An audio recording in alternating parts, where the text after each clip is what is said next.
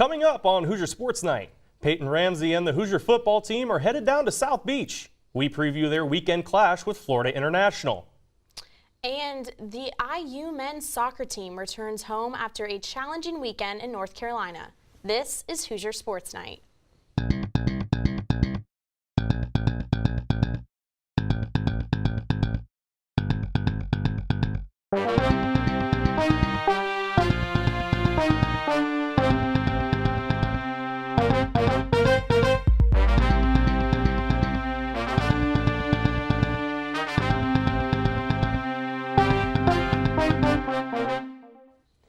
Hello and welcome to a new season of Hoosier Sports Night. I'm Austin Matricardi. And I'm Meredith Strewing. The countdown to kickoff for IU football is almost over. Our Joe Canter has the preview of Saturday's season opener at Florida International. The Hoosier football team kicks off their season on Saturday in Miami against the Florida International Golden Panthers. The Hoosiers game was canceled against FIU last year due to the effects of hurricane season, but according to Indiana, they are all ready to go for the start this season. We went out and recruited to try and address our depth, and a lot of those guys are going to have an opportunity this weekend to compete for the first time as Hoosiers, and that's what excites me the most, is to be able to see those new guys be out there and representing our great university down in Miami. So excited about start of the season and really looking forward to game day. It'll be here very, very soon. The Hoosiers' backfield may look a little bit different than expected to start the year, with the team's leading rusher last season, Morgan Ellison, suspended indefinitely, and grad transfer Brandon Dawkins leaving the team just 5 days after losing the starting quarterback job to sophomore Peyton Ramsey. The Panthers, on the other hand, were a bowl team last season. After exceeding all expectations, Coach Butch Davis led the Panthers to an 8-5 record. But they suffer a lot of turnover, including the loss of quarterback Alex Magoo, running back Alex Gardner, and 7 starters on defense. A big thing to watch for Indiana will be the running back competition, as Cole Guest, Mike Majette, and rookie Brookins all look to split starts, with Ellison suspended. The Hoosiers and the Golden Panthers will kick off the season at 7 p.m. from FIU Stadium. You can catch the game on the CBS Sports Network and get all your updates from us at IUSTV Sports. For IUSTV Sports, I'm Joe Canter. As Joe said, you can catch the Hoosiers and Golden Panthers in action this Saturday on CBS Sports Network. Kickoff is at 7 p.m. The IU men's soccer team celebrated their first victory this past weekend and hope it's one of many on their road to Santa Barbara. Reporter Juan Diego Alvarado tells us what's in store for Hoosier soccer fans. Juan? IU men's soccer is back in town and seeking to stay on the winning track following a 1-0 last-minute win over number 3 North Carolina on the road. This weekend, Bill Armstrong Stadium will be host to the Adidas IU Credit Union Classic, where IU will once again match up against high-caliber opponents. Alongside the Hoosiers, 3 more ranked teams will participate, including number 18 UConn, number 22 Dartmouth, and number 24 Notre Dame. However, IU will only match up against the first 2 this Labor Day weekend. IU enters its first home regular season weekend with confidence on its side, following its latest victory. But over the course of the week, Indiana even received awards in sophomore AJ Palazzolo, whose winning goal versus the Tar Heels earned him a Big Ten Offensive Player of the Week nod, even as a defender. But it does not end there for the Hoosier defenders. Freshman Jack Mayer also had a great performance this weekend and earned honorable mention Team of the Week honors from Top Drawers Soccer.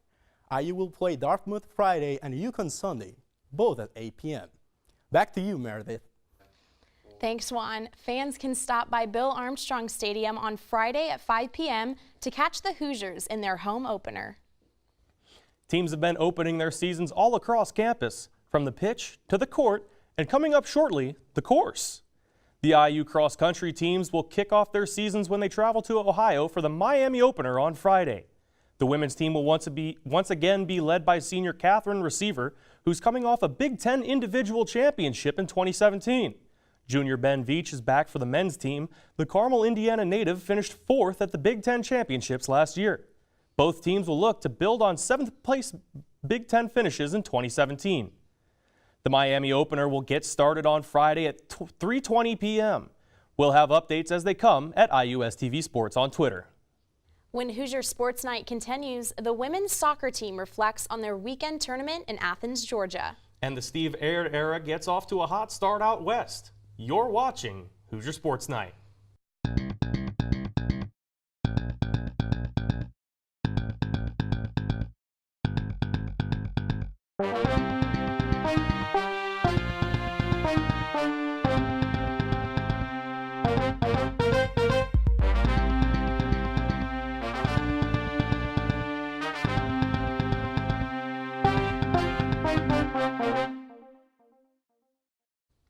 Welcome back to Hoosier Sports Night. Coming off a draw with Georgia and a loss to Clemson, IU women's soccer hopes to regain some momentum and find their rhythm this weekend. The Indiana women's soccer team is off to a 1-1-1 start on the season. This past weekend was not great for the Hoosiers as the road trip resulted in a 2-2 draw against head coach Amy Burberry's alma mater, Georgia, and a 4-2 loss against Clemson. After letting in 6 goals in one weekend, the Hoosiers are looking to improve their defensive skills. According to Coach Burberry, the Hoosiers have historically taken pride in their defensive abilities, so it came as a pleasant surprise when the team began getting a ton of goals against strong opponents so early on in this season. One player in particular, Abby Allen, has been recognized as an outstanding all-around soccer player with 4 goals on the board in just 3 games. Allen is a senior forward for the Hoosiers and has proven to be a great asset for the powerhouse offense so far. We knew she was on the uprise starting last February. She was absolutely fantastic for us in the spring, one of our best players, and she's really taken hold of all aspects of being a women's soccer player. The Hoosiers travel to California this Friday to take on the Pepperdine Waves. After that, IU will hold its home opener a week later against Kentucky on September 7th. It was the beginning of a new era for IU volleyball last weekend when they traveled to Las Vegas for the UNLV Invitational. In new head coach Steve Aird's first weekend of competition as the IU head coach, the Hoosiers went 3-0 with wins over host UNLV, LIU Brooklyn, and Southern Utah. After their early success, the Hoosiers are back to work, trying to get better day by day. Felt really fortunate to win. I think it's anytime you start the year off, we went through 3 or 4 different lineups to try to get a feel of what we were trying to do. Starting 3 freshmen, brand new experiences for them, and had to do some problem solving in all 3 matches because we've got some work to do. So, in a lot of ways, I was proud of the kids for working hard. I think just knowing what the conference we're in and how much work we got to do in order to be relevant, we're just a long way away. So fortunate to win, and we'll get back in the gym and work. The Hoosiers road trip continues this weekend as they travel to the East Coast. Aird's crew expected to return to their new home, Wilkinson Hall, after their 11-game road trip to start the season. But from all indications, that expectation won't become a reality.